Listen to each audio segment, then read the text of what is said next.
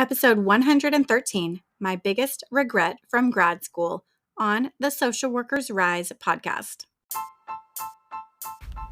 Hello, my name is Catherine Moore, social worker, mom, coffee lover, and founder of Social Workers Rise, where we inspire social workers to connect, expand their knowledge, and change more lives than they ever thought possible.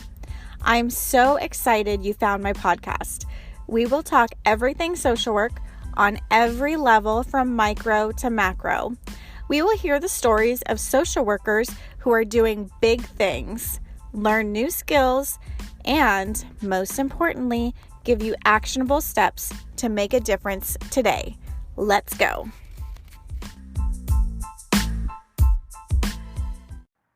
Hello, and welcome to another episode of Social Workers Rise. It is your host, Catherine, here.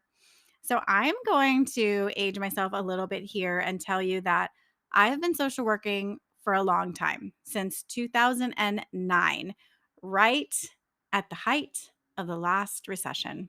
It was glorious. No, just kidding. I'm sarcastic. But seriously, I've been social working a long time, and I got to thinking about what would be the one thing that I would change or that I would do differently if I could go back and do it all again, knowing what I know now. I still would choose social work, but there is one thing that I definitely would have changed and that I would have gotten outside of my comfort zone to do, because now I see the results that this one thing can bring. And who knows how this could have changed the trajectory of my career. It could have opened up a lot more doors. It could have opened up a lot higher salaries. It could have opened up a lot more opportunities for me had I just done this one thing. And I'm going to share that with you. But first, I do want to let you know about a webinar that I've been working really, really hard on and overcoming my own imposter syndrome with doing this.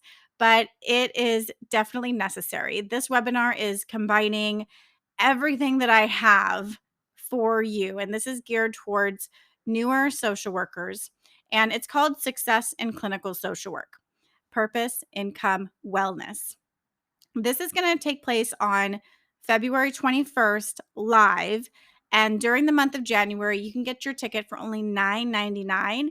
And listen to me when I tell you this. This is a steal. Okay. This is a steal because what I'm going to cover in this webinar is so valuable. So in 2 hours, we're going to go over different strategies to increase your income. We're going to review the licensing process and clinical supervision. And we're also going to talk about staying well, preventing burnout, and overall just how to be resilient as a social worker in this field. So I'm giving you everything that I have, all of my fun tools, all of the information and knowledge that I've obtained since 2009 in this one workshop for you. So definitely join me live. I would love to have you there and hang out with you in person, answer your questions. So we're going to get into this episode. We're going to listen to a quick ad from our sponsor, the Rise Directory, and then we're going to hop right into what my biggest regret is from grad school.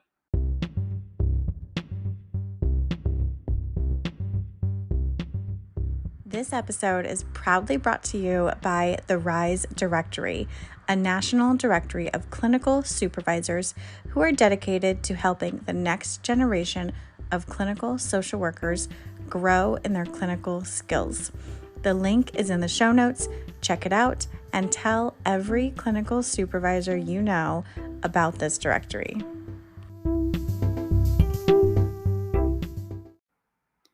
So, as we get started with my biggest regret of grad school, I think it's important to provide some context for you.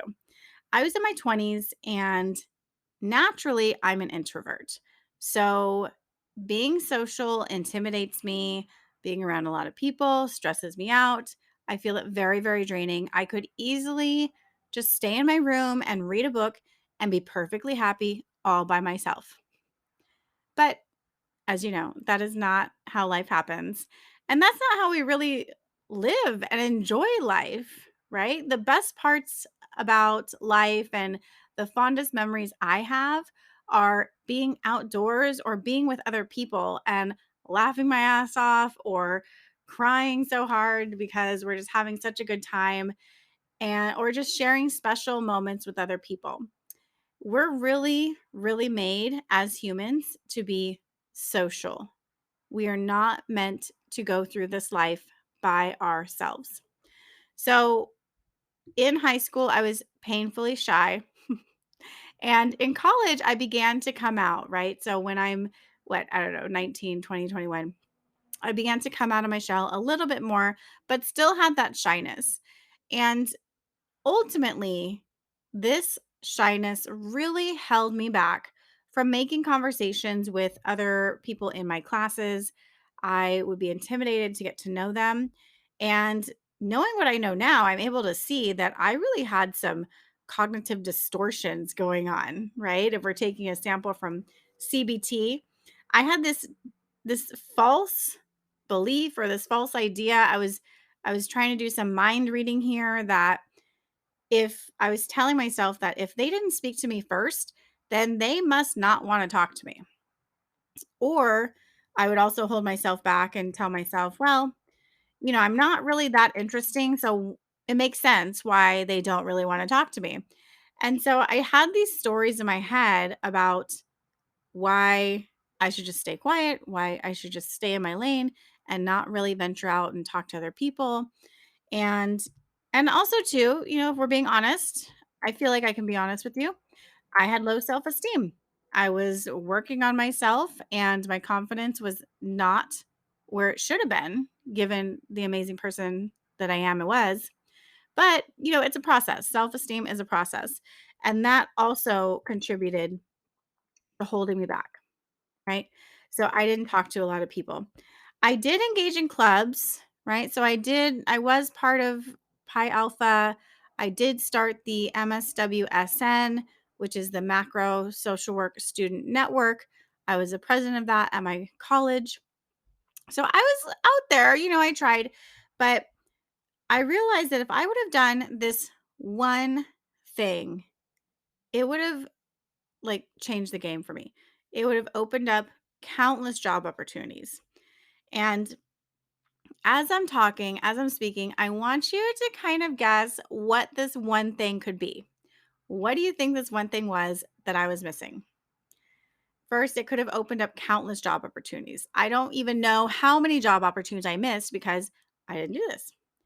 It would have definitely improved my communication skills and improved my self confidence. It would have shown me that what I was thinking was not actually true. I had no proof that they were not talking to me because they just they just didn't want to talk to me, right? Like I was taking it personal.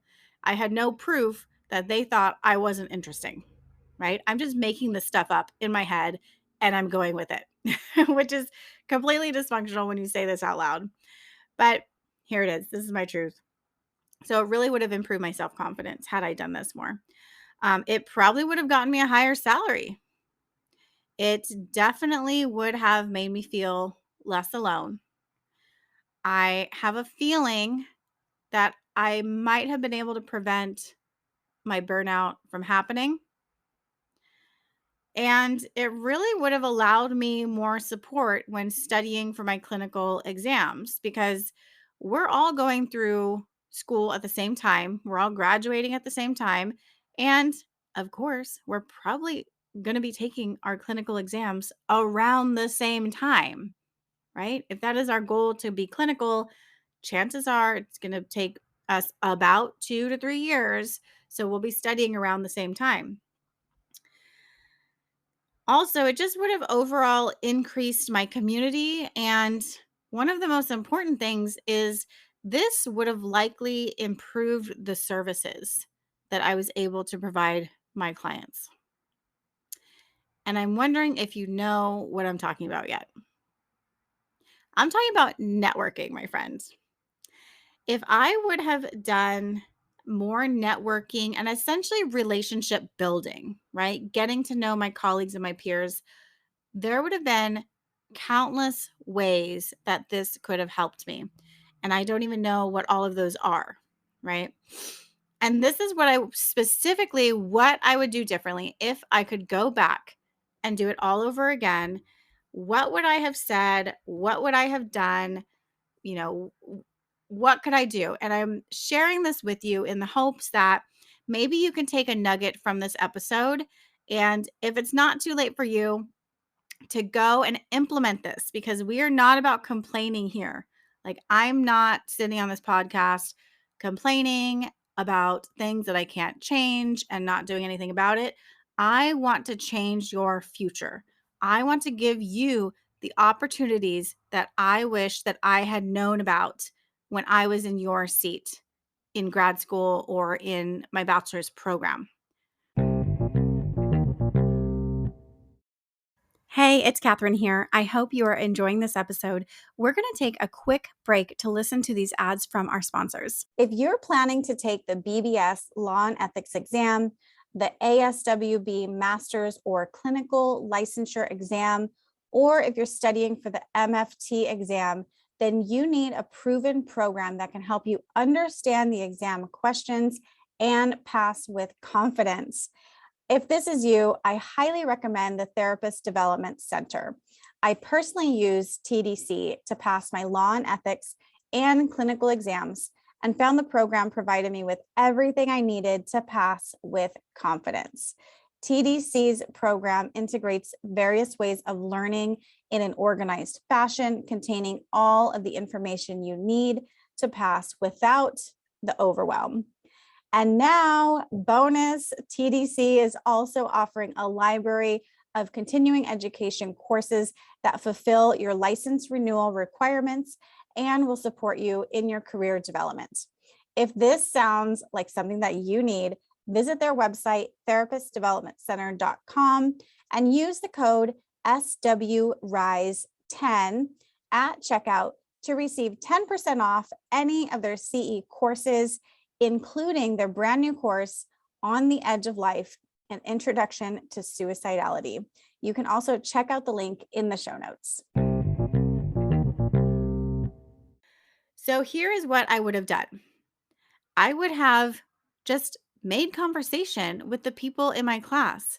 I can't remember how many times that we were just sitting there waiting for class to start, maybe just scrolling through on our cell phones, just in our own bubble.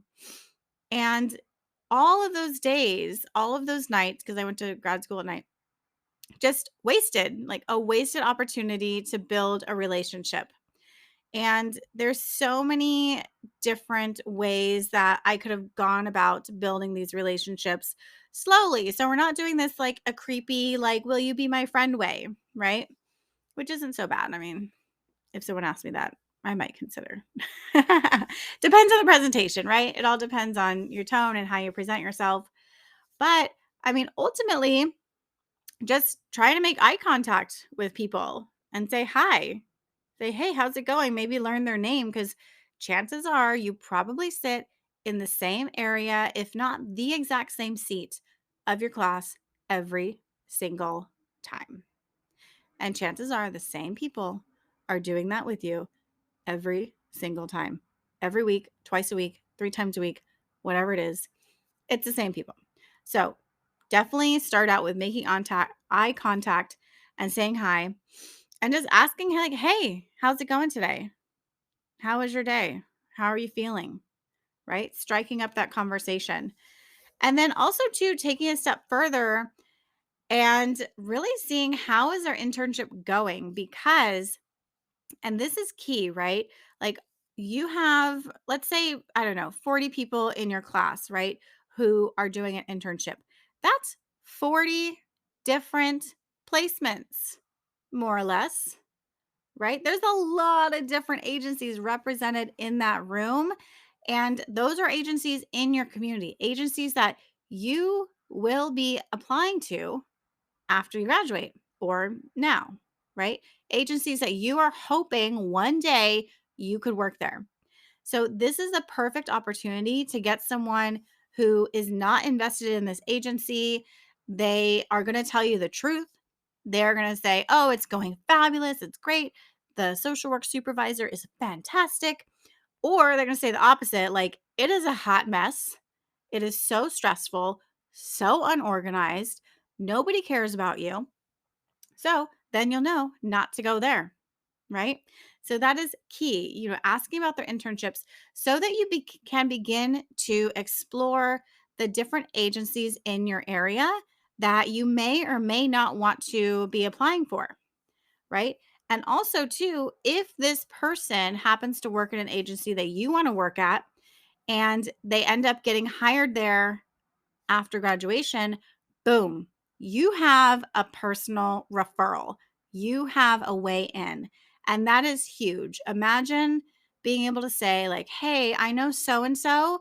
We went to class together and they said that you were an exceptional supervisor and they are vouching for me, right? They referred me to this agency to apply. That supervisor is going to put you ahead of all of the other anonymous resumes, right? They're going to put you ahead of everybody that they don't know because there's no one to vouch for those anonymous people, right? We don't know them. There's a bajillion resumes coming in May and June, but we don't know them any of them besides you. So that automatically puts you at the top, right? So asking about their internship, asking what they like or don't like about their placement, but also too you can, get more personal with them, like what made them get into this field? Was there a certain moment? Was there a certain event? Or is it just part of who they are? Right?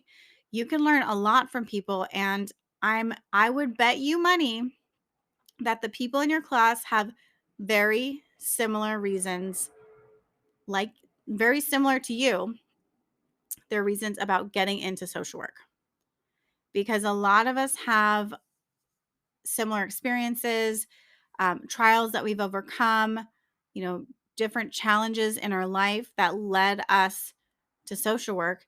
And if they're different from you, then that's great. Then that's an opportunity to learn from them and learn a different person's perspective on life. I'd also explore, what are their goals after graduation? What do they want to do? Do they want to go clinical? Do they want to go macro? What kind of population would they want to work with? Is it kids, older adults, moms, homeless? Like, get to know them. Like, what are their goals after graduation? Because once graduation comes, you might want to study together. You might want to be able to say, hey, I'm studying for my licensing exam. I'm wondering, like, where are you? Like, are you also still pursuing the licensing like you had planned? um, and just, building that community and those relationships with people. And lastly, if I feel like they're cool and we have good conversation and I might want to get to know them a little bit better, ask them to grab coffee or grab dinner, lunch, whatever it is. I know that a lot of times on college campuses, there's a lot of different places that you can just go and hang out and have some fun, right? So ultimately, I'm hoping that by building these relationships and networking that you can have a lot more fun in this industry because this work is hard. I'm not going to sugarcoat it for you. This work is hard. There's going to be some traumatic stories, some traumatic events that you experience. There's going to be things, conversations, and things that happen that remind you of your past in all the worst ways and the good ways. So it's not all bad, but there will be these moments where we need that additional support. We need people who get it, and we need people who we're going to have fun with, who we're going to be able to laugh with, who we're going to be able to joke with, because there is no one who's going to get your social work jokes better than a social worker. So, while it's important to also have people outside of social work, it's just as important to have your colleagues that that you can call up and vent to and be like, hey, this situation's happening. What do you think I should do? Do you think this is reportable? Is this an ethics violation? Like what do you think we should do here? Or who do you think we should talk to? How do we problem solve this? There are so many different ways that building relationships can really help. And if you are shy, I would venture to look at it from this perspective. Instead of trying to prove how interesting you are, I want you to try to be more interested in who they are, right? People love talking about themselves. They love it when people ask them questions because it makes us feel special. It makes us feel like someone really wants to get to know us. And when you can be that for another person, that's going to go such a long way. And it takes the pressure off of you to try to think of things that you can tell them, to try to come up with things that might hook their interest. Like it's not about you, right? This is not about you. It's about you being interested in someone else and getting to know who they are. Why are they in social work? Chances are they're a pretty badass person if they chose to go into social work, because we don't go into this field, you know, being selfish or greedy. Like, we go into this field because we want to help people, because we genuinely care.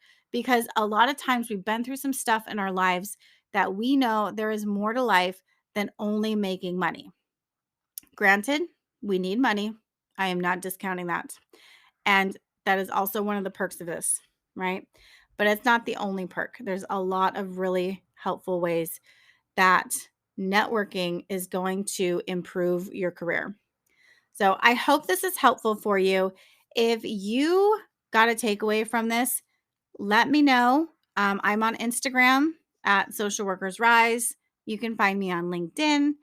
Also, if this episode helped you, go ahead and send it to a friend.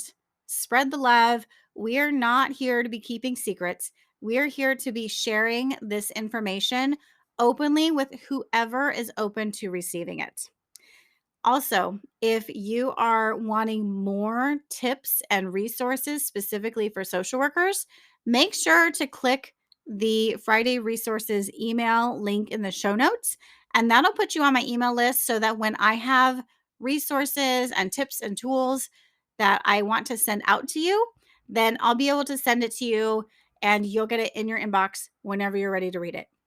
So until next week, take care. Bye.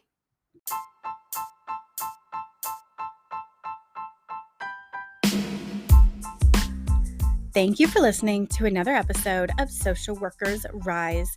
If you love this episode, be sure to subscribe and text this episode to a friend. If you want more, there are a few ways we can get to know each other and work together. First, definitely subscribe to the Friday Resource email list. The link is in the show notes. And that's where you can learn more about the courses I offer, including Clinical Essentials for the Future Therapist and the Pulse Basics for Medical Social Workers. I'll also be sending out occasional tips and resources and other happenings within the social work industry. And for all your clinical supervision needs, be sure to visit risedirectory.com. This is a national directory of clinical supervisors for social workers, and we also provide free resources that you can use within your own clinical supervision. Lastly, if you have more individualized needs, I do offer coaching, individual consultations, and am available for public speaking engagements for social workers and change makers. Lastly, the boring legal stuff, but very important. The information in this podcast is not meant to be a supplement for therapy, professional advice, or clinical supervision. This content is provided as is solely for informational purposes. It is not legal, health, or safety advice. I am not advising you as a therapist.